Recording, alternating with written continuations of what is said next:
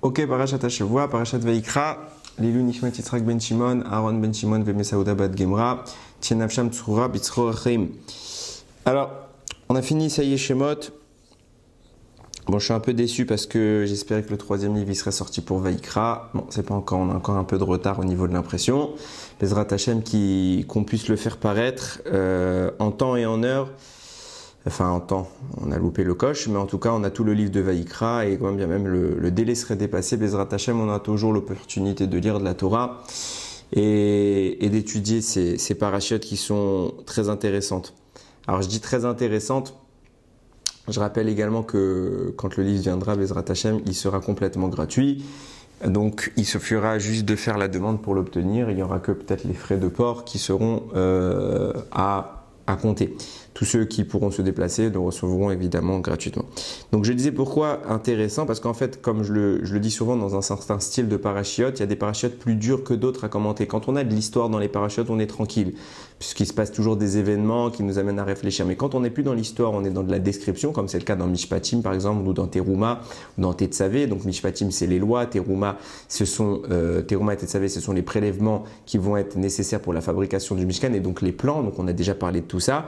C'est un peu plus compliqué puisqu'il ne se passe plus rien, on est simplement dans de la description et dans la théorie, j'ai envie de dire, et appréhender la théorie est toujours plus difficile qu'appréhender les faits. Là, on entre dans Vaikra, et Vaikra, justement, c'est beaucoup de théorie puisque c'est un ensemble de règles sur lesquelles la Torah va légiférer, mais qui va concerner les actes qui sont liés au Kohanim, donc à savoir les sacrifices. On parlera du Metzora. Le Metzora, c'est celui qui fera du Lashon Hara. Donc je parle du livre de Vaikra en général. Le Metzora, c'est celui qui fera du Lashon Hara. Alors oui, bien sûr, ça concerne le Ham Israël, mais pourquoi c'est dans Vaikra précisément? Parce que justement, ce sera la mitzvah redeviendra au Kohen de définir si la personne est devenue impure ou est-ce qu'elle est sortie de son impureté, etc. Donc tout va être entre les mains du Kohen. Donc le livre de Vaikra, c'est pour ça qu'on l'appelle le Lévitique en français. C'est ce qui a trait à la tribu des Lévim, donc à toute la loi qui concerne le culte dans le temple. Donc dans le temple et dans le Mishkan à l'époque de Moshe Rabbeinu dans le désert. Donc forcément, l'aspect il est beaucoup plus théorique, il est beaucoup plus abstrait pour nous puisqu'on n'a pas du tout l'appréhension de ce que c'était qu'à l'époque. En attendant, on peut toujours parler de sujets des fois très très profonds dans de simples textes. Et on va voir ici que on va un peu bifurquer du sujet de Vaikra, puisqu'on va parler de David Amelech et du Beth Amikdash. Mais il y a la notion du sacrifice qui va être abordée sous un angle un peu différent que d'habitude. Il y a un pasouk, donc dans tout début de la paracha, donc on est au 5e pasouk de la paracha.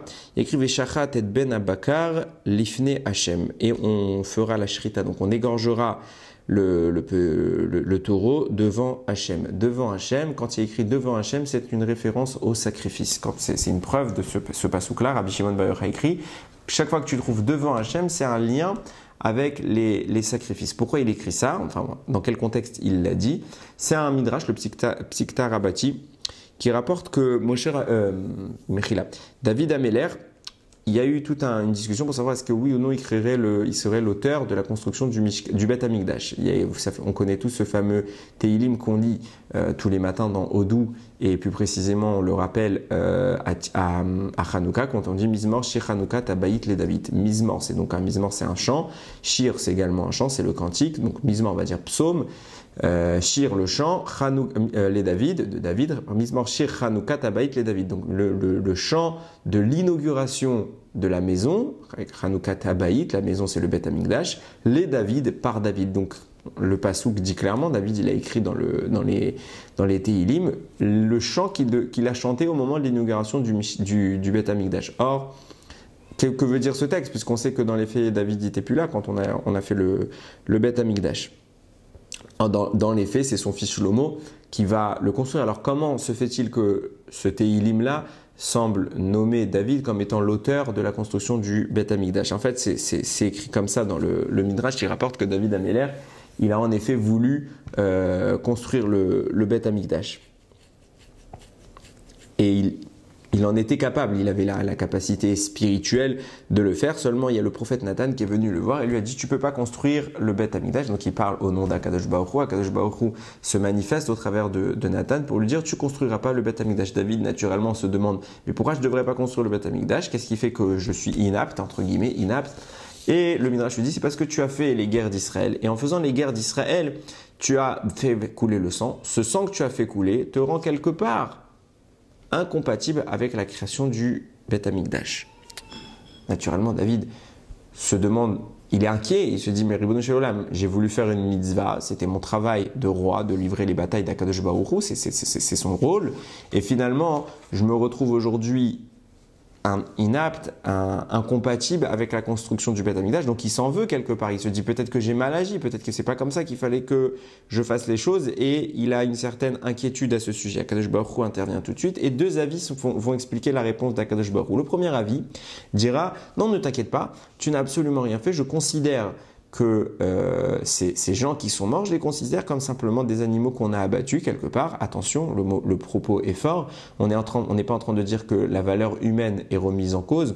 On est simplement en train de dire que lors d'une guerre, forcément, il y a des pertes collatérales des deux côtés. Et puisque ce sont des ennemis du Ham Israël, donc des gens qui sont rebellés contre Akadosh Baruch Hu, alors Akadosh Baruch Hu n'en veut ce que veut dire Akadosh Baruch Hu, il lui en veut absolument pas de les avoir tués. Il comprend tout à fait la démarche. C'est en ce sens que Hachem lui dit, c'est comme pour moi un animal qui est retiré du monde, de même qu'on tue un animal pour le manger, parce qu'on comprend la démarche. De même, je comprends que tu es à tuer les ennemis d'Israël, je comprends ta démarche.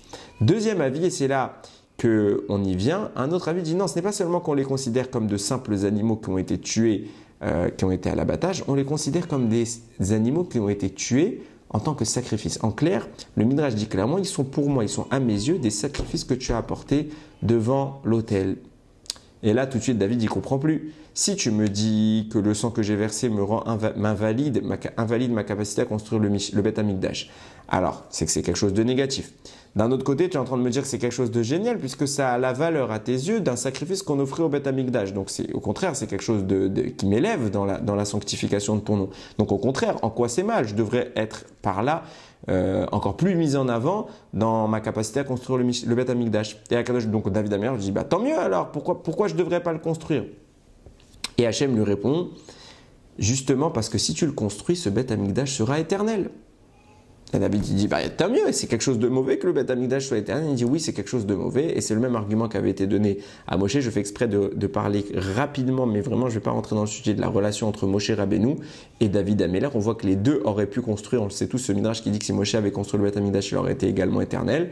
Et bien, la même argumentation est présentée devant David Améler. Si David Améler avait construit le Beth Amikdash, il aurait été éternel. Et Akadosh Baruch Hu lui dit, ce n'est pas une bonne chose. Pourquoi? Parce que je sais, il est évident devant moi, il est dévoilé devant moi l'avenir que le Ham Israël fautera, et comme ils vont fauter, je vais m'énerver et je vais emporter ma colère sur le Beth Amikdash au lieu de l'emporter sur le Ham Israël. C'est ce qui permettra, si le Beth Amikdash avait été construit par David, il aurait eu un caractère, une nature éternelle et il n'aurait jamais pu être détruit par sa sainteté.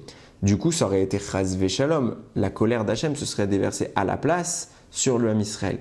Vient à Kadosh Baruch Hu lui dire, je ne peux pas te donner le rôle du constructeur du Beth Amikdash parce que dans une condition pareille, je ne pourrais plus utiliser ce stratagème de déverser ma colère contre les murs du Beth Amikdash plutôt que contre le Ham Israël et je serais contraint, chas v'shalom encore une fois, à punir le Ham Israël et je préfère m'orienter vers le Beth Amikdash. Mais Kadosh Baruch Hu lui dit, c'est le même, je précisais tout à l'heure, donc c'est le même argument qui avait été donné à Moshe Rabbeinu. Pourquoi il n'a pas construit le Beth Amikdash? Parce que s'il avait construit, ça aurait été définitif. Si Moshe rentrait en Israël, il construisait le Beth Amikdash. S'il construisait le Beth Amikdash, plus de destruction et le Ham Israël aurait chas v'shalom pu souffrir de cela.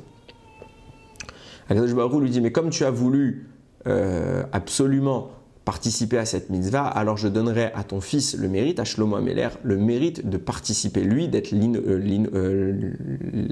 l'inaugurateur, je cherche mes mots, l'inaugurateur du Beth Amikdash, du premier du moins, et c'est pour ça qu'Hachem dit, mais je le nommerai quand même en ton nom.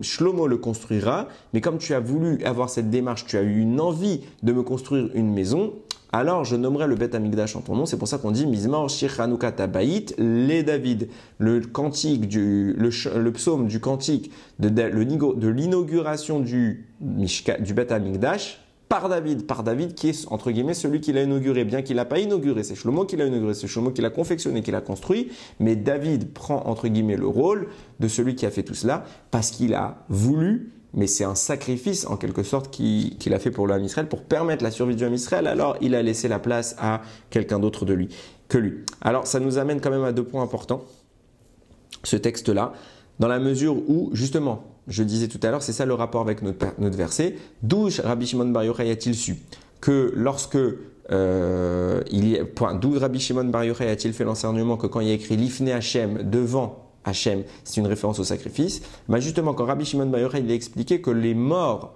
que David Améler a tués, que le sang a versé, il y a écrit l'Efana et le sang que tu as versé devant moi. Et Rabbi Shimon Bar Yochai nous dit, il n'y a pas d'emploi du mot l'Efana, et l'emploi du mot l'Efana dans la Torah, c'est toujours une référence au sacrifice, d'où on le sait que c'est une référence au sacrifice, du passouk que je viens de citer dans Vaïkra, le 5e passouk de la paracha, qui est écrit là-bas, Veshachat et ben Abakar, l'Ifne Hachem, il égorgera le taureau devant Hachem. À chaque fois il y a écrit l'Ifne, devant moi, devant la référence d'Akadosh Baruch Hu, ça fait référence à ce verset-là, qui est bien un sacrifice. Donc quand David Améler fait couler le sang de ses ennemis devant Hachem, Hachem il dit, c'est là une insinuation à mes yeux que tu as fait un sacrifice. Et je disais donc qu'il va y avoir 2 soucis avec ce texte-là qu'on vient de lire, le Psikta Rabbati, qui est un midrash.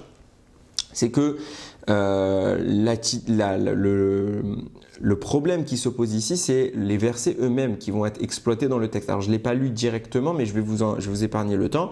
Simplement que les versets qui sont exploités ici, comme étant la discussion qu'il y a eu entre Nathan le prophète et David Améler pour parler du refus d'Akadosh Baruch Hu pour construire le Beth Amikdash, ils sont cités dans ce qu'on appelle le Divrei Hayamim, d'accord? Donc c'est c'est à la fin du Tanar. Il y a un livre qui s'appelle le Divrei Hayamim. Je crois qu'en français c'est les Chroniques. Il y a 2 tomes, le premier tome et le deuxième tome. Donc de mémoire c'est dans le premier tome. Là-bas Nathan le prophète se présente à David Améler et il lui dit voilà, tu peux pas construire le Beth Amikdash pour telle et telle raison, tu as fait couler le sang. Mais ce qui est intéressant, c'est que cette histoire dans les faits, c'est pas dans Divrei Hayamim. Divrei Hayamim va être un récapitulatif de tout ce qui s'est passé dans l'histoire. D'accord? Mais la vraie histoire, elle s'est déjà passée dans les livres qui ont précédé.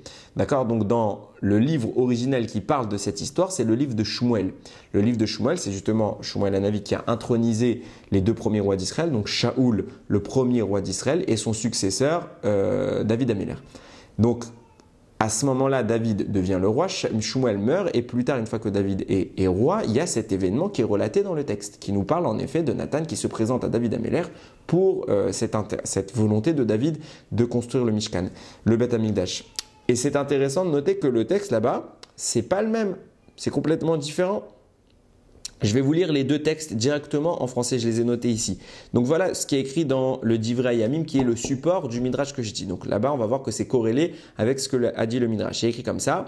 Donc, donc c'est dans le Divrei Hayamim, c'est au tome 1, chapitre 22, verset 8. Mais la parole divine s'adressa à moi en ces termes. Tu as versé beaucoup de sang et fait couler de grandes guerres. Ce n'est donc pas à toi d'élever une maison en mon honneur, car tu as fait couler beaucoup de sang devant moi sur la terre. Donc on voit bien que le texte il est conforme à ce que dit le Psikta Rabbati. C'est parce que David Améler a fait couler le sang qu'il ne pourra pas être l'auteur du Beth Amikdash. Alors on a expliqué que justement David c'est quelque chose finalement de positif en apparence. On va voir tout de suite après un peu plus en détail. Maintenant, dans le texte original, dans celui de Shmuel, donc quand Shmuel vraiment c'est raconté dans le livre de la vie de David Améler, puisque tout le tome 2 de Shmuel va parler du règne de David et donc de sa succession par Shlomo ensuite. Donc le tome 2 de Shmuel, là-bas c'est écrit comme ça, je vous le lis texto. Or, comme le roi vivait tranquille en sa demeure et que par la protection divine tous ses ennemis d'alentour le laissèrent en paix, il a dit à Nathan le prophète. Donc David Améler s'adresse maintenant à Nathan. Vois, j'habite un palais de cèdre et l'âge d'Hachem est logé sous une tente, puisque le Mishkan il était à Shiloh et c'était simplement comme c'était dans le désert, c'était une tente, donc l'Oel Moed. Donc il n'y avait pas encore le Beth Amikdash. Donc David Améler il est quelque part gêné à ce moment-là. Il dit moi j'ai un royaume, j'ai un vrai palais, c'est une vraie enceinte, c'est du kavod, c'est du respect pour le roi. Et le roi des rois, Kadosh Baruch Hu, on lui a fait une simple tente. Ça me dérange, je n'accepte pas cette idée. Alors tout de suite il lui répond, Nathan le prophète répond au roi, tout ce qui est dans ta pensée, va, exécute-le, car Hachem est avec toi. En clair, David suggère le problème, il y a besoin d'un Beth Amikdash pour Akadosh Baruch Hu, d'un vrai palais, et Nathan lui dit, mais va et fais-le, puisque Hachem il est d'accord. Et on continue, Cette nuit même, la parole d'Hachem s'adressa ainsi à Nathan, va dire à mon serviteur, à David, ainsi a parlé Hachem, quoi, tu veux m'ériger un temple pour ma résidence? Alors, Ramim vont dire que c'est une réflexion quelque part qu'Hachem lui a fait d'avoir tardé à vouloir le faire. C'est que maintenant que tu te rends compte que toi, depuis tout ce temps-là, tu as un beau palais et que maintenant, tu te rends compte que moi, je suis un peu dénigré dans une simple tente. Ça, c'est une critique entre guillemets qu'Hachem fait. Mais un peu plus loin, au verset 13, il écrit les choses clairement. C'est lui qui édifiera un temple en mon honneur et j'assurerai à jamais le trône de sa royauté. Hachem dit clairement à Nathan de répéter à David, c'est toi qui construis le Beth Amikdash. Donc le texte original, celui présent dans Shmuel, nous dit, oui, tu peux construire le Beth Amikdash. Et celui qui est répété dans le Midrash au nom du Divrei Hayamim dit non, tu peux pas parce que tu as versé le sang. Et dans les faits, il a raison puisqu'on voit bien que David Améler ne va pas construire le Beth Amikdash. C'est bien Shlomo qui va se charger de ça et pas David. Donc on voit qu'il y a un problème de concordance des deux textes. Comment se fait-il qu'un texte nous dise oui pour que l'autre nous dise non? Ça, c'est la première question. Deuxième problème, et que là, si on parle simplement d'un non-sens, d'un côté, Hachem lui dit, tu ne peux pas construire dans le texte du Midrash, d'un côté, tu ne peux pas construire le Beth Amikdash, pourquoi? Parce que tu as versé le sang, donc c'est quelque chose de mauvais. Et d'un autre côté, non, tu peux pas construire le Beth Amikdash parce que ça va tuer le Ham Israël, donc en fait, tu te sacrifies. Je ne comprends pas. Soit c'est quelque chose de mauvais, soit c'est quelque chose de bien. Soit c'est un sacrifice et c'est positif, alors dans ce cas-là, si c'est pour me dire qu'au final c'est quelque chose de bien et que c'est parce qu'il sera trop saint, alors pourquoi le critiquer d'avoir quelque part dû verser le sang? On dit non, tu peux pas, tu as fait couler le sang. Couler le sang, on est bien, comprenons bien par là, tu as fait couler le sang, tu as fait des meurtres.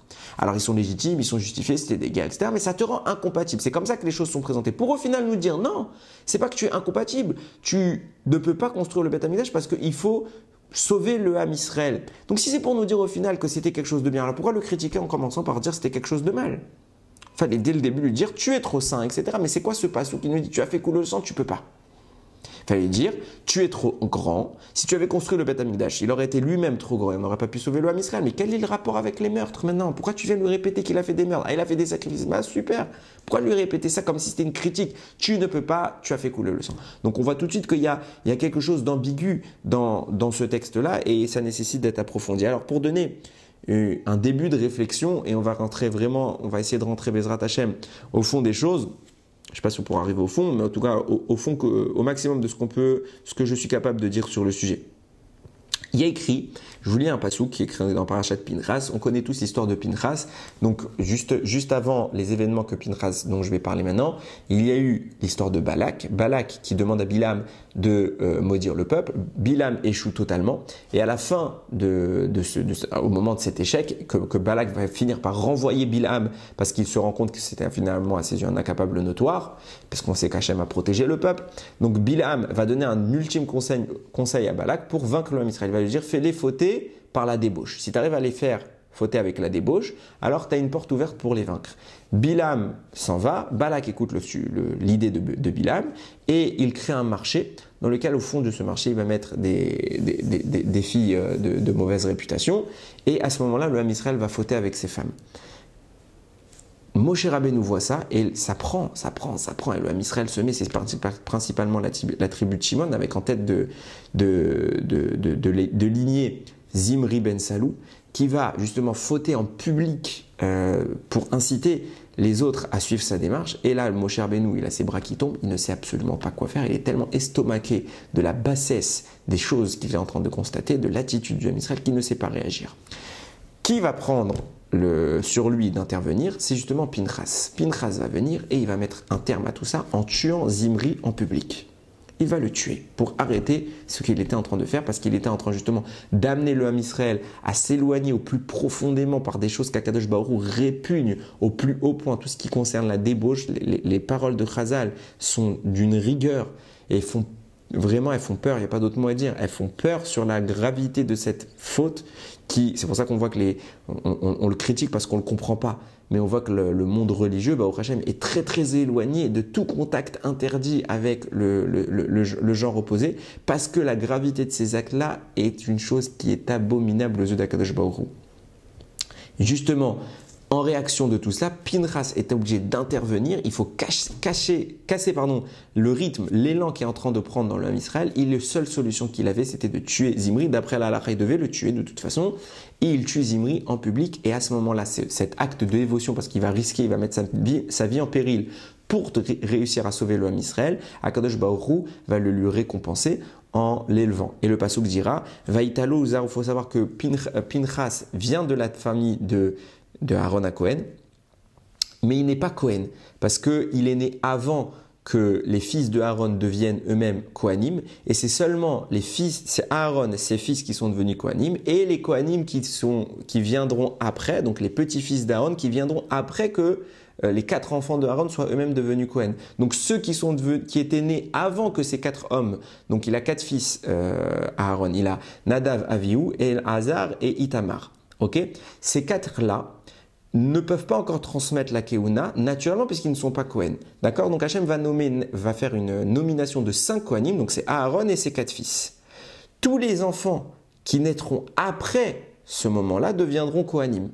Mais comme Pinchas est né avant, et que c'est au moment où il est né, son père n'est pas encore Kohen, alors il n'est pas Kohen. Et au moment où Pinchas va intervenir pour sauver l'honneur d'Akadosh Baruch Hu, Akadosh Baruch Hu va dire: tu n'es pas Kohen. Normalement, il aurait dû le faire dès le début, mais il savait, Hachem, il voulait lui donner ce mérite-là. Tu n'es pas Kohen, je te rends malgré tout Kohen. Et à ce moment, il y a écrit Ve'aitalo ulzaru acharav berit keunat olam. Et ce sera pour lui et sa descendance, après lui, une alliance de Kohen pour toujours. Ça veut dire que dorénavant, il devient Kohen et ses enfants deviendront eux-mêmes Kohen à l'image de Aaron et ses 4 fils. Pourquoi? Tachat asherkine lelokav. Tout ça parce qu'il a quelque part pris parti, il a vengé Akadosh Baruch Hu, Vayichaper al Bene Israël. Le mot il est très fort et il a fait une expiation, il a fait une kapara, Vayichaper al Bene Israël, il a fait une kapara pour le Ham Israël. Et le Midrash tout de suite pose la question dans le Midrash Rabbah dans Bamidbar, il dit mais quel kapara? Kapara de quoi? Le Ham Israël il n'a rien fait. Le Ham Israël à ce moment-là il n'a pas fait une kapara puisqu'il a tué l'ennemi. Mais en quoi c'est une kapara? Pourquoi ça s'appelle? Il n'a pas fait de sacrifice à ce moment-là, Pinchas. Une kapara veut dire utilisation, une expiation, veut dire qu'on a fait à l'époque du temple et de Moshe Rabbeinu, c'était au travers des sacrifices. Il n'y a pas eu de sacrifice, on a tué Zimri. Et c'est tout ce qu'il a fait. C'est colossal, mais ce n'est pas un sacrifice. Pourquoi il appelle ça une kapara, le texte, une réparation? Réponse du Midrash. Quand un homme d'Israël s'en prend à un ennemi d'Akadosh Baruch Hu, et qu'il le tue pour sauver l'honneur d'Akadosh Baruch Hu. Attention, on n'est pas dit qu'il faut tuer dès que quelqu'un n'est pas religieux. Chas v'shalom. On est en train de dire quelqu'un qui est en train de conduire le Ham Israël à sa perte. Lorsqu'un homme du Ham Israël s'oppose à lui et qu'il en arrive à le tuer, alors qu'Akadosh Baruch Hu considère ça comme un sacrifice. Tuer un ennemi d'Israël, c'est littéralement, au sens propre du terme, un sacrifice. Et on comprend maintenant parfaitement ce qu'on est en train de dire. David Amelech, lui aussi, il a fait un sacrifice et il a fait une expiation, puisque ce n'est pas un simple sacrifice, c'est une kapara, une réparation de quelque chose. Pinchas, en voyant la faute du Ham Israël, qui aurait pu prendre, déjà qui était catastrophique, mais elle aurait pu prendre encore une ampleur beaucoup plus grande, il est venu, il a tué Zimri. En tuant Zimri, Akadosh Baruch Hu, il a considéré comme si le peuple fauteur, qui aurait dû beaucoup plus largement être puni, comme si ce peuple-là avait lui-même présenté un sacrifice au Mishkan, et quelque part il lui pardonne, même partiellement, il atténue la gravité de la faute, puisque Pinchas a tué un ennemi d'Akadosh Baruch Hu. Et bien pareillement, lorsque David s'en prend aux ennemis d'Akadosh Baruch Hu, il fait un korban, il fait un sacrifice, mais ce n'est pas simplement un sacrifice standard, c'est un sacrifice de réparation. Il fait une kapara pour les fautes du Ham Israël. C'est pour ça que le Chida nous dit, en réalité, les deux arguments qu'Akadosh Baruch Hu semblent à nos yeux contradictoires, à savoir d'une part qui lui dit mais tu as fait couler le sang, donc quelque chose de négatif, pour au final lui dire mais non, tu ne peux pas construire le Beth Amikdash parce qu'il serait trop saint. En réalité, c'est un seul argument, c'est le même argument. C'est ça que dit le Chida. C'était pas deux arguments. Akadosh Baruch Hu lui dit tu as fait couler le sang, donc tu as fait une kapara pour le Ham Israël. Une kapara pourquoi? Pour les fautes qu'ils vont commettre par la suite. Et puisque tu as fait une kapara, donc ils sont plus coupables, je ne pourrai pas complètement les punir. Donc je suis obligé de me rabattre sur autre chose. Le fait que tu aies coulé le sang en mon nom a d'ores et déjà sauvé le Ham Israël pour le futur. Et c'est pas le fait que et c'est à cause de ça donc que je te contrains à ne pas construire le Beth Amikdash. C'est pas deux arguments distincts en disant d'un côté tu as fait le couler le sang, mais finalement c'est un sacrifice, c'est pas si grave, je te pardonne. Mais toi tu es trop grand, donc tu peux pas construire le Beth Amikdash parce qu'à cause de ça je pourrais pas sauver le Ham Israël. Non, c'est parce que tu as fait couler le sang, que tu as fait le sacrifice pour le Ham Israël, que tu as été en mesure de faire pardonner des fautes pour le peuple, que comme ces fautes, elles sont d'ores et déjà pardonnées, alors je ne peux plus les punir complètement, alors je suis obligé de me rabattre sur une autre punition. La seule solution qui se trouve aujourd'hui, qui se trouvera à l'époque, sera de détruire le Beth Amikdash. Donc le fait que tu aies sauvé le Ham Israël t'a empêché de construire le Beth Amikdash, parce que ce Beth Amikdash que toi tu construirais serait indestructible et le monde ne peut pas résider sans la justice. Si déjà tu as pardonné, tu as fait pardonner le Ham Israël, donc je ne peux plus les punir complètement. Et d'un autre côté, je ne peux pas détruire le Beth Amikdash, alors je ne peux plus intervenir. Alors Kadosh Baruch Hu dit pour maintenir l'intervention qui doit être la mienne parce que ta réparation ne sera pas complète, ils ont quand même fauté, tu as atténué la colère que j'aurai contre eux puisque tu as déjà d'ores et déjà fait des sacrifices en tuant les ennemis d'Israël. Nous dit le Chida, alors à David Améler a pris en place, d'ores et déjà mis en place le sauvetage de Ham Israël à l'époque de la destruction du Beth Amikdash, et donc forcément c'est le Beth Amikdash qui sera détruit à sa place. C'est le seul et c'est le même et unique argument. David a fait un seul acte qui a provoqué le tout. Et ça nous amène tout de suite à une particularité importante, c'est de dire qu'on a l'impression ici que David fait une kapara pour quelque chose qui n'a pas encore eu lieu. Et c'est assez ambigu, c'est possible, je ne vais pas dire que ça n'existe pas. Je ne dis pas que ça n'existe pas, on voit bien qu'on profite du mérite d'Avod, de l'Akedat Yitzhak, on en profite encore aujourd'hui et Akadosh Baruch Hu s'en sert. Mais là, on n'est pas en train de dire ça, on est en train de littéralement dire, le Chida dit, il les a sauvés en avance en faisant un sacrifice pour une faute qui n'a pas encore existé. Je m'explique. Si le Beth Amikdash est bien détruit, ça veut dire que le Ham Israël a fauté. Or, David n'a pas encore construit le Beth Amikdash. Donc, David, il a fait réparer une faute, mais la faute, elle n'a pas lieu, puisque historiquement, David précède cette faute. Donc, réparer une faute qui n'a pas lieu, il n'y a rien à réparer. C'est comme si je vous disais, c'est un machal, mais c'est comme si je disais que sur mon mur, il y a une fissure. Et comme il y aura une fissure, il n'y a pas encore une fissure, mais il y en aura une. Ok? Et comme il va y avoir une fissure, je sers à la réparer alors qu'elle n'a pas encore eu lieu. Mais je ne peux pas réparer quelque chose qui n'est pas encore cassé. Pour réparer, il faut d'abord casser, et après on répare. Mais là, David Améler a d'ores et déjà réparé quelque chose qui n'a pas encore eu lieu. On ne peut pas réparer quelque chose qui est encore en bon état. Donc le Ham Israël, au moment où David Améler fait ses guerres, il semble a priori en bon état. Comment tu peux réparer quelque chose qui vient dans le futur ?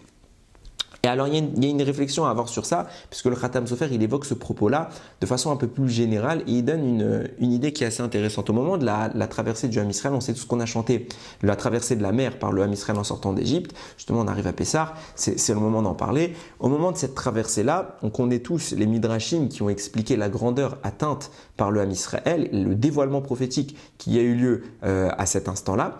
Et le Ham Israël va à ce moment-là chanter la Shira. La Shira est elle-même une prophétie. Et à la fin de la Shira, je vous le lis en bref, mais on va un peu plus détailler. Il écrit Aznim aloufé Edom et les Moab yuchazé Morad Namo Gukol et Shvekenan. Donc ainsi se sont mis à trembler les chefs de Edom, ceux qui sont les représentants de Moab. Ils ont été saisis par la terreur, ils ont été consternés, tous les habitants de Canaan. Donc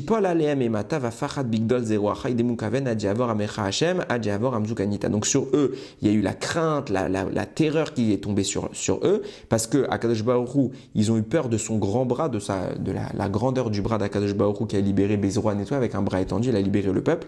Donc ça les a rendus comme des pierres, ils ne pouvaient plus bouger, jusqu'à ce qu'il ait passé le peuple d'Hachem, qu'il ait passé le peuple que Akadosh Baruch Hu il a choisi. Et là, on en arrive au pasouk qui nous intéresse. Donc ça va nous intéresser par la suite, les deux psukim que je viens de lire. Mais maintenant, surtout dans le concret, Teviemo, alors tu vas les amener, Vetitaemo, et tu vas les fixer, Be'ar nachalatecha, sur la montagne de ton héritage, Machon les shiftecha, le domaine dans lequel tu vas résider, Pa'alta Hashem, que tu vas le construire toi. Pa'alta, c'est une action, Peoula. Mikedash Hashem konenu yadecha, le sanctuaire, donc le Beth Amikdash, que Hashem il a préparé, que tu vas préparer par tes mains. Donc en clair, le Ham Israël est en train déjà de parler du Beth Amikdash qu'on va construire. Ok? Que Akadosh Baruch Hu, il y a écrit que c'est Hashem qui le construit, ce Beth Amikdash. C'est pas l'homme. Il y a écrit Pa'alta Hashem, Mikedash Hashem konenu yadecha, que tes mains elles vont préparer. Donc c'est Akadosh Baruch Hu qui va bâtir le Beth Amikdash. Donc déjà, on est dans une dimension du Beth Amikdash que nous ne connaissons pas, puisque les Beth Amikdashot qu'on a vus, c'est ceux construits par l'homme. Et Hachem, conclusion du passage suivant, Hachem imloch leolam ved, et Hachem y régnera en tant que roi pour toujours. Donc en clair, l'homme Israël est en train de dire, on sort maintenant d'Égypte, on traverse la mer, on s'oriente vers Eretz Israël, on va recevoir d'abord la Torah, on va aller en Eretz Israël, tout le monde tremble de nous, et là-bas tu vas nous construire notre Beth Amikdash, et ton règne sera éternel, à jamais et indiscutable. C'est pas du tout ce qui s'est passé dans l'histoire. On le sait clairement que le règne d'Akadosh Baruch Hu, il a été... Les peuples n'ont pas eu peur de nous, puisqu'ils nous ont fait la guerre, ils nous ont affrontés. Le Beth Amikdash n'a pas été construit par Hachem, il a été construit par Shlomo, et bien tardivement, après toutes les guerres qu'on vient de parler de David. Et le règne d'Hachem, il a clairement été remis en cause, puisque le Beth Amikdash, il a été détruit. Donc on n'est pas du tout dans la dimension dont on parle. Ce qui nous fait dire que ce texte-là parle du Beth Amikdash définitif, le troisième Beth Amikdash, celui qu'on attend à la fin des temps, mais on ne parle clairement pas du Beth Amikdash que on a connu dans l'histoire. Le Am Israël est ici dans une dimension bien plus poussée que ce que nous connaissons. Et le Khatam Sofer expose la question, ça ne s'est pas passé comme ça, alors qu'est-ce qui s'est passé entre les deux? Normalement, réponse du Khatam Sofer, normalement on n'avait pas de guerre à faire. Normalement on arrivait en Eretz Israël, les ennemis d'Israël, comme le dit le texte, tremblaient devant nous et ils se sont tous enfuis normalement. Et là, le Ham Israël aurait pu bâtir, Hachem aurait pu bâtir sa résidence sur terre et la gloire d'Hachem elle aurait été définitive. Seulement, comme encore une fois nous connaissons toutes les fautes qu'on a fait dans la traversée du désert, on sait tout ce que ça a engendré. Alors, nous dit le Khatam Sofer, on a perdu ce mérite et en conséquence de quoi on a eu à livrer des guerres. Et comme on a eu à livrer des guerres, alors on n'a pas pu profiter du Beth Amikdash tel que nous le voyons, puisqu'on n'était plus en corrélation avec ce que nous étions au moment de la traversée. Le peuple qui arrive devant l'entrée d'Israël n'est pas au même niveau que le peuple qui se présente lors de la traversée de la mer. À ce moment-là, leur niveau, leur grandeur, permet d'envisager une conquête d'Israël pacifique. On arrive, ils s'en vont, ils nous cèdent le terrain. Et pourquoi? Parce qu'ils auraient vu en nous la grandeur d'Akadosh Baruch Hu, ils auraient vu en nous le peuple élu sans aucune discussion. Ils ont dit, puisque Dieu existe, il est le maître de tout, son peuple, il l'a choisi, c'est eux le peuple élu. S'ils décident de donner cette terre, on ne peut strictement rien dire. Mais comme on a fauté, comme on s'est éloigné de cette image qui était la nôtre, où on battait les ennemis sans avoir à combattre nous-mêmes, on voit bien qu'Akadosh Baruch Hu a noyé l'Égypte sans qu'on ait à lever le petit doigt. Comme on le dit, Hachem, ilachem lachem ve'atem tacharishun. Hachem combattra pour vous et vous taisez-vous, regardez, soyez spectateurs. Donc à ce moment-là, c'est ce qui aurait dû se passer. Quand la manifestation d'Hachem aurait été totale, alors on n'aurait pas eu à combattre puisque ça aurait été une évidence aux yeux de l'univers. Maintenant qu'on a caché cette identité qui était la nôtre, puisqu'on a fauté, on l'a bridée, on n'arrivait plus à la manifester pleinement, alors le problème s'est produit qu'en effet, on n'a pas pu marquer les ennemis de notre grandeur, de notre sainteté. Ils n'ont rien reconnu en nous, ils n'ont reconnu qu'un simple peuple qui venait, ils n'ont pas reconnu le peuple divin, puisqu'on a bridé cette dimension qui était la nôtre, et forcément, ils se sont opposés à nous, on a eu à faire des guerres. Et là, naturellement, se crée quelque chose d'important à noter, c'est que le Beth Amikdash, le peuple d'Israël qui prophétise au moment de la traversée de la mer, lui, il voit un Beth Amikdash qui vient d'Akadosh Baruch Hu, qui est construit, qui est éternel, etc. Mais puisque pour que ça se fasse, c'était le passage que j'ai cité, pour que ça se fasse, il faut que quoi? Il faut que tous les ennemis, ils aient peur de nous. Pourquoi? Parce qu'on sera la manifestation du divin. Donc, puisque ce Beth Amikdash-là n'est plus à notre portée, on l'a perdu. Pourquoi? Parce qu'on ne manifeste plus la dimension de faire craindre nos ennemis, d'impressionner les ennemis, de leur placer la terreur sur eux. Donc, forcément, ce qui va se passer, c'est quoi? C'est qu'il y a quelque part un tikkun, une réparation qui va être mise en place par le Ham Israël. Il faut réaccéder à ce niveau. Pendant le moment où on a traversé la mer et le moment où on se présente, il y a une baisse de niveau. Il faut remonter le niveau pour arriver à cela. Et c'est quoi la conséquence importante de ce détail? C'est qu'on remarque qu'en l'état, en arrivant en Eretz Israël, on n'est pas au niveau requis. Donc le Beth Amikdash vu et prophétisé au moment de la Shira n'est plus du tout d'actualité. Il n'y a plus rien à voir là-dedans. Et ça nous amène à la suite. Et c'est là qu'il y a ce changement d'état qui est important à noter. Pourquoi je dis ça? Parce que le Baal HaTurim va faire un commentaire très intéressant sur Parashat Tetzavé. Dans Parashat Tetzavé, là-bas, le début, le premier passage de la Parashat dit Vata Tetzavé ben Israël veikru elecha shemen zaitzar katit la maor leharalot ner tamid. Là-bas, il est écrit, donc, toi tu ordonneras au béni Israël pour qu'ils prennent vers toi de l'huile d'olive pure, katit, concassée, la maor pour le luminaire, donc la menorah, léa alot ner tamid, pour faire monter une bougie perpétuelle. Le Beth Amikdash, on le sait, il y a plusieurs compartiments de Beth Amikdash, plusieurs ustensiles, comme c'était le cas dans le Mishkan, et la fonction de la menorah, qu'on appelle Maor, le luminaire en français, c'était d'éclairer à l'intérieur du Beth Amikdash. Pour allumer cette menorah, il fallait l'huile d'olive pure, concassée. Ok ? Et vient le Baal HaTurim, il dit, sache que dans ce texte-là est mis en allusion le temps que le luminaire va être en fonction, à savoir combien de temps les bougies de la menorah vont éclairer le Beth Amikdash. C'est pour ça que c'est écrit Veikru elecha shemen zaitzar, ils prendront vers toi de l'huile d'olive pure, katit, concassée. Nous dit le Baal HaTurim, ce mot katit, c'est la durée de vie du Beth Amikdash. Combien de temps l'huile du Beth Amikdash va brûler dans le temps? C'est pourquoi? Parce qu'il y a les deux Beth Amikdashot qui sont ici insinués. D'un côté, on a le mot katit s'écrit kaf, tav, yud, tav. Et on peut le séparer en deux mots, kaf, tav et yud, tav. Tav et yud, valeur numérique 410, référence aux 410 années du premier Beth Amikdash. Kaf et tav, valeur numérique 420, référence aux 420 années du deuxième Beth Amikdash pour un total de 830 années. Nous dit donc le pasouk, voici que tu vas demander à faire venir vers toi l'huile pour faire brûler les nérotes dans le Beth Amikdash. Combien de temps cette huile va brûler? Katit, 830 ans, 410 pour le premier et 420 pour le deuxième. Vient le Yismach Moshe, il pose une question, il dit je ne comprends pas. Tu me fais une allusion du premier Beth Amikdash, tu me fais une allusion du deuxième Beth Amikdash et du troisième. Tu me dis aucune allusion. Le plus important des trois finalement, c'est le troisième, puisque c'est là que vraiment, ça va être on va magnifier la présence d'Akadosh Baruch Hu, ça va être l'apogée du dévoilement d'Hachem sur terre. Donc le plus important, c'est le troisième, c'est ni le premier ni le deuxième. Tu me parles du premier, tu me parles du deuxième, tu me parles pas du troisième. Vient le Yismach Moshe et il explique l'idée qu'on essaye de mettre en place depuis tout à l'heure, à savoir que le troisième Beth Amikdash, qui est la révélation totale d'Akadosh Baruch Hu, est bloqué par la nature même du monde, à savoir que le monde matériel ne peut subir une entrée trop brutale de la spiritualité. On ne peut pas devenir du jour au lendemain en mesure d'exprimer pleinement Akadosh Baruch Hu, c'est une destruction. La seule fois où on est passé de tout à rien, c'était le Maboul. Maboul, le monde n'était pas prêt, Hachem s'est dévoilé et pouf, ça a tout détruit. Je ne rentre pas dans ce sujet, mais en réalité, c'est pour ça qu'il y a écrit Hachem la Maboul Yashav, Vayeshev Hachem, Melech Leolam. Hachem, au moment du Maboul, il a résidé, il a trôné. Hachem, Melech la Maboul Yashav, Vayeshev Hachem, Melech Leolam. Et Hachem, il a régné en tant que maître éternel. Ça veut dire quoi? À ce moment-là, il n'y avait plus rien d'autre que lui. Donc, il était le maître. Sa manifestation, c'est pour ça que ça s'est révélé au travers de l'eau, parce que En Maïm est la Torah, il n'y a pas d'emploi du mot eau dans le texte, si ce n'est pour faire une allusion à la Torah. Donc la Torah a submergé le monde, la connaissance du divin a submergé le monde au moment du Maboul, c'est ça l'eau qui remplit la planète et qui détruit tout le monde, parce que la matérialité des êtres à l'époque ne pouvait supporter une manifestation aussi intense d'Akadosh Baruch Hu, donc forcément ils sont morts.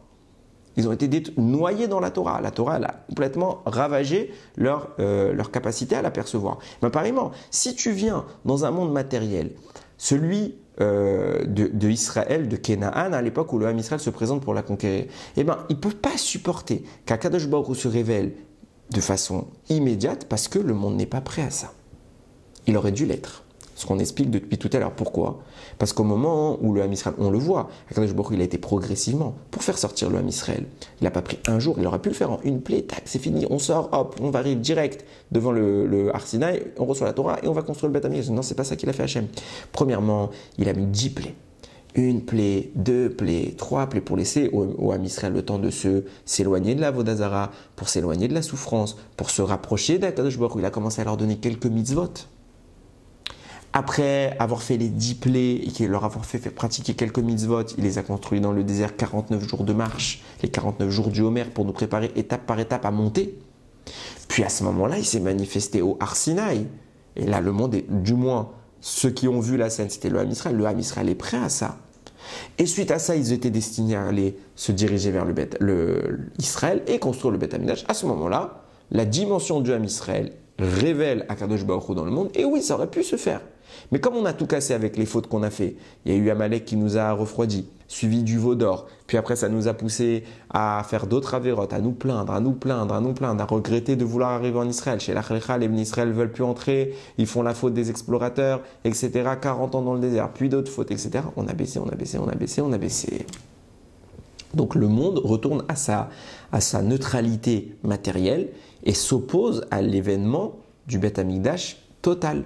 Donc le Ham Israël ne peut plus construire un Beth Amikdash dans lequel Dieu se révèle pleinement. Et il faut remettre en état le monde. Comment on reprépare le monde? Il fallait créer 2 Beth Amikdash. Un premier, puis un deuxième. 830 ans de préparation. Akadosh Baruch Hu nous dit, le Yismach Moshe, pourquoi Akadosh Baruch Hu, il a créé les 2 premiers Beth Amikdash, justement pour que le monde se fasse progressivement à la spiritualité qui va amener à l'avènement total d'Akadosh Baruch Hu.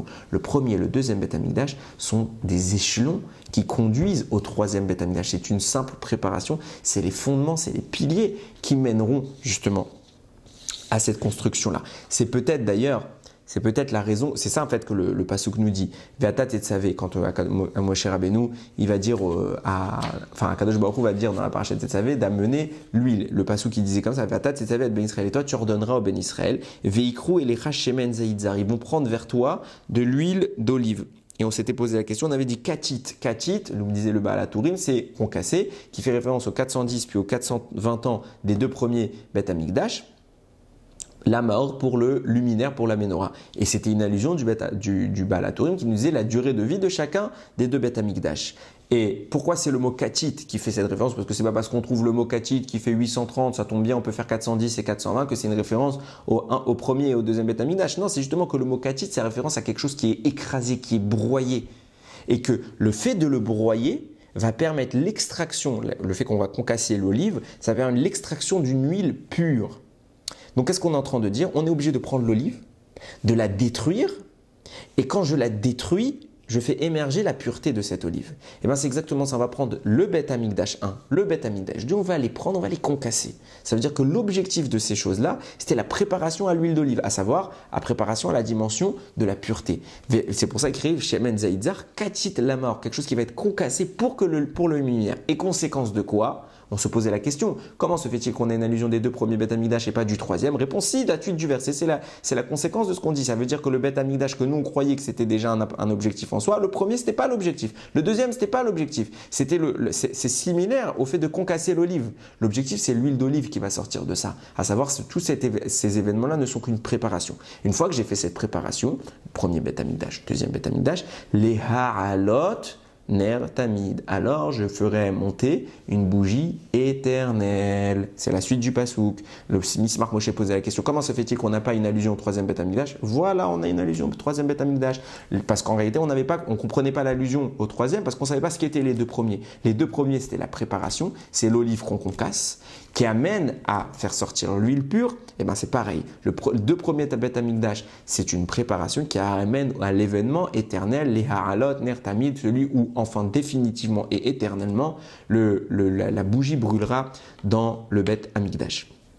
Et c'est justement ce qui est dit dans le Teilim 122. Là-bas, il y a écrit Yerushalayim Abenouya Kir Shechubera la Yardav. Yerushalayim reconstruite est comme la ville qui lui est jumelée. Et la Gemara dans Maseret Tanit, elle pose la question, quoi, il y a un deuxième Yerushalayim pour qu'on dise la ville qui lui est jumelée?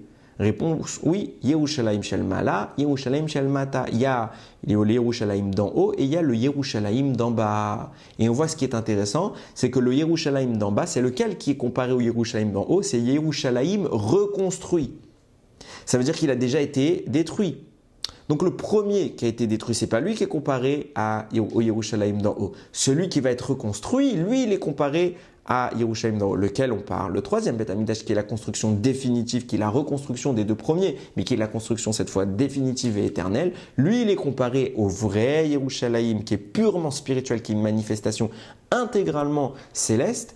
Et bien lui, il est comparé à ce Beth Amikdash là. Pourquoi? Parce que le 3e Beth Amikdash est une manifestation purement céleste et il n'a de place sur terre qu'à condition d'une préparation préalable. Quand il y a eu les 2 premiers Beth Amikdash qui ont préparé le terrain, alors le 3e il peut exister. Tant que les 2 premiers n'ont pas lieu de préparation, n'ont pas fait office de préparation, alors le troisième Beth Amikdash ne pouvait pas exister. Il aurait dû être existant grâce à tous les événements qu'on a vécus depuis la sortie d'Égypte. Et si on n'avait pas fauté, on aurait maintenu cet état. On aurait pu faire construire le Beth Amikdash directement, celui que Akadosh Baruch Hu voulait, le troisième. Mais comme on a chuté en niveau, il fallait à nouveau repréparer. Comment cette préparation s'est faite? Au travers du premier et du deuxième Beth Amikdash. Et sur cette base, maintenant, on peut commencer un peu à comprendre les choses.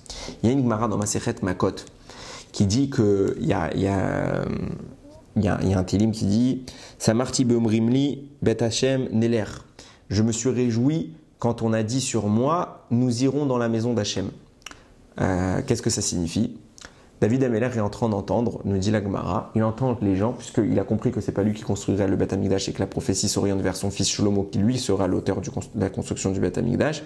Donc il entend le Ham Israël dire « Quand est-ce que l'ancien va mourir ?» donc David Améler, pour qu'enfin le successeur Shlomo puisse prendre le trône et construire le Beth Amikdash. Pourquoi on veut tout ça? On ne veut pas que David meure. Nous, ce qu'on veut, c'est pouvoir aller au Beth Amikdash et faire les sacrifices. Donc le peuple, quelque part, espérait de la mort de David pour enfin que le Beth Amikdash et que la royauté d'Hachem s'exprime totalement. Et donc David Améler, il a dit, alors Hachem, s'il te plaît, dis-moi, quand est-ce que je vais mourir? Comme ça, accélère les choses. Je suis prêt à me retirer pour que enfin mon fils prenne le trône et que lui fasse construire le Beth Amikdash, ce que le peuple veut, que demande le peuple. Faut être capable de dire ça, de vouloir mourir pour avoir le Beth Amikdash, et nous-mêmes on n'en profite pas. Mais bon, passons.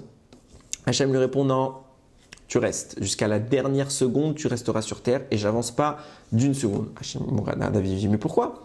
Il lui dit, parce que sont plus importants à mes yeux. Et plus important à mes yeux, une journée d'étude de David Améler que les 1000 sacrifices que le roi Shlomo présentera au Beth Amikdash dans sa vie. Un jour d'étude de David, plus puissant que tous les sacrifices de Shlomo dans sa vie, une fois que le Beth Amikdash est construit. Donc ça veut dire Hachem, il préfère 1000 fois David qui est en train d'étudier, plutôt que Shlomo qui est en train d'offrir des sacrifices à l'époque du temple. Donc il préfère qu'il n'y ait pas le temple, qu'il n'y ait pas de sacrifice, et que David étudie un jour, plutôt que tout ce qui va se passer par la suite. C'est mieux cette configuration des choses. Pourquoi? Alors justement, c'est un marcha qui est très connu, on l'a tous entendu dès qu'on commence un peu à parler du Beth Amikdash. On nous dit souvent que les synagogues et les lieux d'études, donc un Beth Midrash et une synagogue, un Beth Knesset, ce qu'il y a eu dans l'histoire de la diaspora, donc au cours de l'histoire, tous les synagogues, tous les lieux d'études qui ont eu lieu, qui ont existé, s'élèveront vers le Beth Amikdash quand il sera construit pour reconstruire ce sera l'incarnation, ce sera sous ce moule-là que le troisième Beth Amikdash sera construit. Alors nous, tout de suite, on imagine les pierres, elles vont toutes se lever, elles vont aller en direction du Beth Amikdash et hop, elles vont s'agencer, faire un nouvel édifice. Alors ça, c'est ce que le Maharsha semble dire.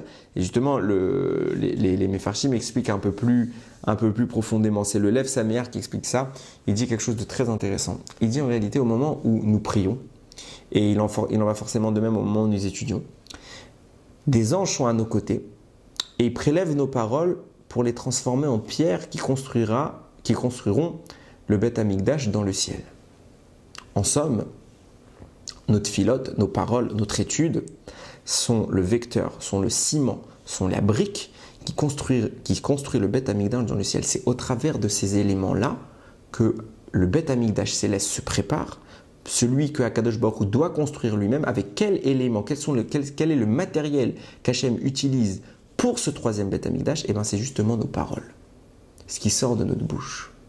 Quand ce qui sort de notre bouche dans une synagogue, dans un Beth Midrash, est en correspondance avec l'élévation du niveau requis pour amener au Beth Amikdash, alors ça, c'est prélevé, ça se transforme en brique divine. Ça veut dire qu'on bâtit. En étudiant, on est des bâtisseurs. En priant, on est des bâtisseurs. Ce qui sort de notre bouche, c'est le vecteur de la construction du Beth Amikdash. Ce qui explique que ce n'est pas les locaux des synagogues ou les locaux du Beth Midrash qui vont être déplacés à Yerushalayim. Ça n'a pas de sens. Les pierres de ces endroits vont être déplacées. C'est quoi les pierres dont on parle? C'est les pierres que nous avons créées, que nous avons formulées avec notre bouche. En parlant, en priant, en étudiant, en sanctifiant notre parole, on crée le ciment de la création du Beth Amikdash.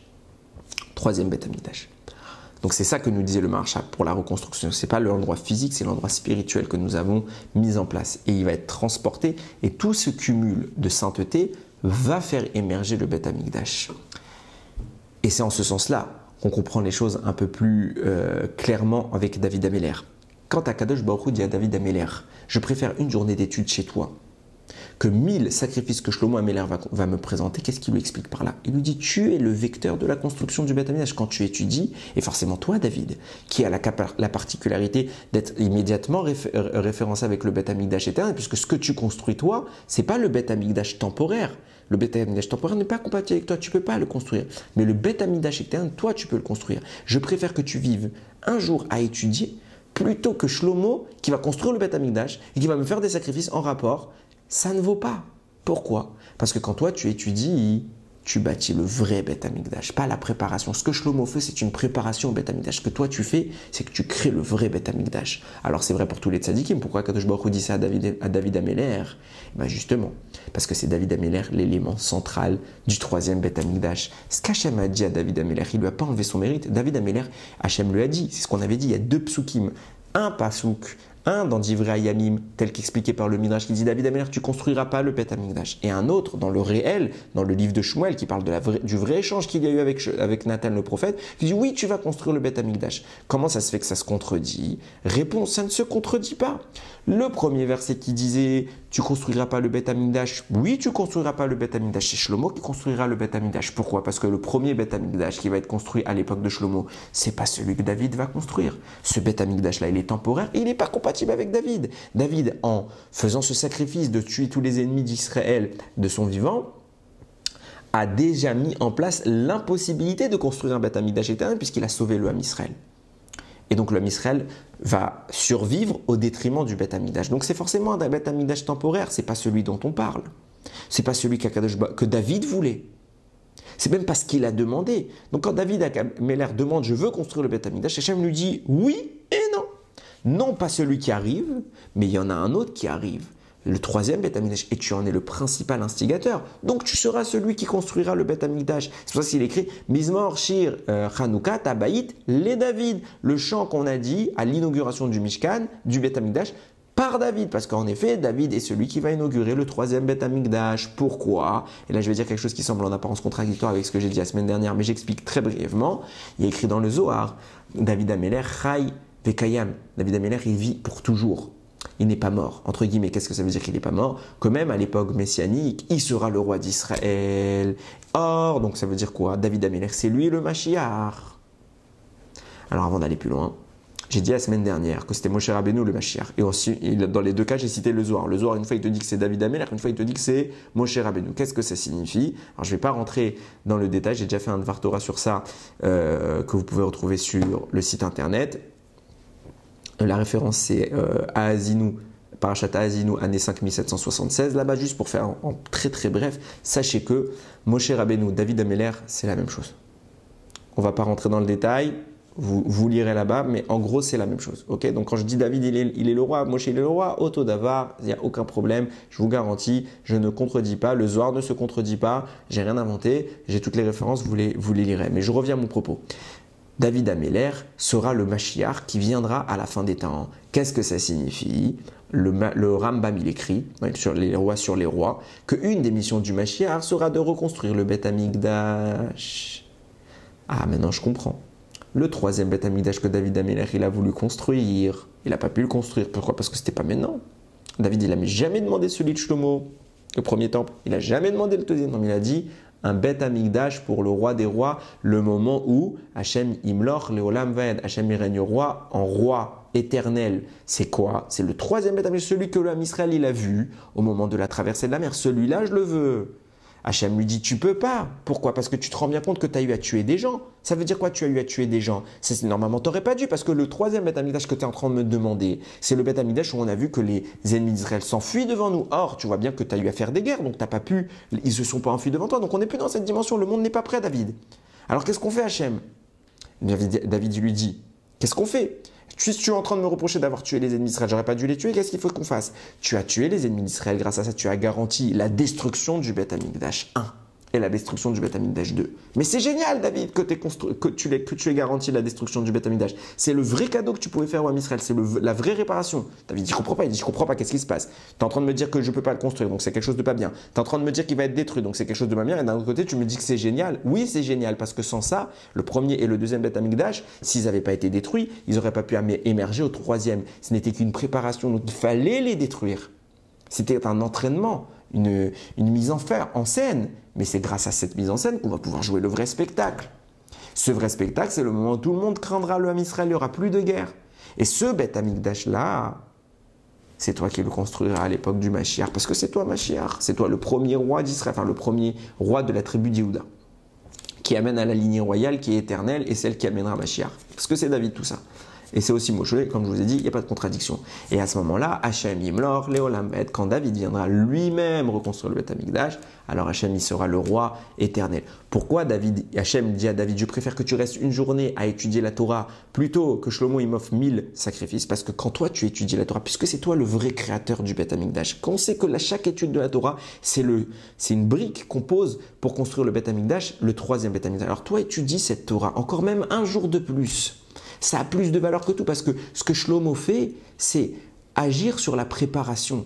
Ce que toi tu fais, c'est créer. Tu crées le Beth Amikdash et il n'y a pas de contradiction, c'est toi qui sera l'instigateur définitif de la version ultime du troisième Beth Amikdash. Tout ça pour dire quoi? Tout ça pour dire quoi? On voit l'importance, encore une fois, j'en ai parlé la semaine dernière, mais on voit déjà encore une fois l'importance du Limud Torah. Des paroles qui sortent de notre bouche. Et on doit à un moment prendre conscience que on est en 5781, on n'a toujours pas construit le Beth Amikdash. Maspik, combien de temps on va attendre? Alors on doit étudier. Alors qu'est-ce qu'on fait? On n'est pas David, on prie que David y revienne, Mashiach, tout ce qu'on est pris. Mais est-ce qu'on y croit? Est-ce qu'on demande réellement? C'est ça la vraie question. En fait, je pense que c'est ce qu'on disait tout à l'heure dans le texte, dans le Lev Samer, qui disait que quand un homme il est dans une synagogue ou dans un Beth Midrash et qui prononce des mots convenables, il a dit convenable. Je ne sais pas si je l'ai précisé, mais il a dit qu'il faut que ce soit convenable. Alors, ça construit le Beth Amikdash. Donc ça veut dire que si ce n'est pas convenable, ça ne construit pas le Beth Amikdash. C'est quoi convenable? Je pense, je dis bien je pense, en tout cas une des choses qu'on peut dire là-dessus, c'est sincère. Étudie avec sincérité et prie avec sincérité. Quand on dit bonner Yerushalayim, reconstruire Yerushalayim, on le dit, certes, mais est-ce qu'on le pense? Est-ce qu'on s'arrête une seconde pour le penser? On est en train de vivre la période du coronavirus. C'est la même histoire à chaque fois. Je le dis tout le temps moi à mes élèves. On n'est pas prophète, on ne sait pas ce qui se passe. Mais pourquoi il ne part pas ce virus? La question c'est, est-ce qu'on prie vraiment? Est-ce qu'on demande? Alors quand il y a quelqu'un qui est malade, on prie pour le sauver. Mais est-ce que quand tout va bien, quand on n'a pas un proche qui est malade, est-ce qu'on dit à Hachem, ça y est, on te demande de l'enlever? On prie réellement? C'est une question qui se pose. Je pense que vraiment notre problème général, c'est celui de la sincérité. Est-on réellement sincère dans nos requêtes, dans nos démarches vers Akadosh Baruch Hu? On veut Mashiach, on entend partout « We want Mashiach no », on fait des campagnes « Ouais, si on va tous faire un Shabbat collectif », etc., etc., etc. Ça n'a pas marché. Bien sûr, ça n'a pas marché. Parce que ce qu'on veut vraiment, est-ce qu'on prie vraiment? Est-ce qu'on réclame vraiment? Ce qu'on veut vraiment, c'est Hachem Yimlor Leolam Vaed. Quand on voudra vraiment ça, alors nos paroles elles prendront un sens. Il ratsonne que très rapidement prennent conscience de ces choses-là, que nos paroles, ce ne soient pas des paroles qu'on dise en l'air, qu'on y mette un sens, qu'on y mette une émotion, qu'on y mette une sincérité. Et là, à ce moment-là, du moins à mes yeux, ça ne fait aucun doute qu'on pourra scander Hachem Yimlor Leolam Vaed. Hachem sera le roi éternel parce que sa manifestation elle sera plus discutable. Akadosh Baruch Hu viendra se manifester sur terre au travers de cette reconstruction que nous attendons tous, ce Beth Amikdash définitif. Baruch Adonai Leolam. Amen ve Amen.